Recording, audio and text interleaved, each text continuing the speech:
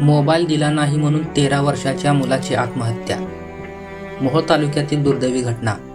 मोहोळ तालुक्यातील पेनूर येथे एक अत्यंत धक्कादायक आणि हृदयद्रावक घटना घडली आहे. मोबाईल न मिळाल्याच्या रागातून एका 13 वर्षाच्या मुलाने आपली जीवनयात्रा संपवली आहे. मृत मुलाचे नाव यशराज धर्मराज डोके, वय वर्ष 13 असून तो 7वीत शिकत होता. ही घटना 1 मार्च रोजी संध्याकाळी 7 वाजेच्या सुमारास घडली. यशराजने मोबाईल वापरण्यासाठी मागितला, पण तो न मिळाल्याने त्याने टोकाचे पाऊल उचलले. रागाच्या भरात त्याने घरातील लोखंडी अँगलला साडीच्या सहाय्याने गळफास लावून घेतला.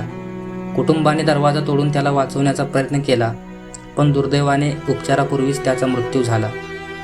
मोहोळ पोलीस ठाण्यात या प्रकरणाची अकस्मात मृत्यू म्हणून नोंद करण्यात आली आहे. एका हसत्या खेळत्या शेतकरी कुटुंबातील चिमुकल्याने असा निर्णय घेतल्याने संपूर्ण मोहोळ तालुक्यात हळहळ व्यक्त होत आहे. पालकांनी आपल्या मुलांच्या मोबाईल वापराकडे लक्ष द्यावे आणि त्यांच्याशी संवाद वाढवावा, जेणेकरून अशी दुर्दैवी घटना पुन्हा घडणार नाही.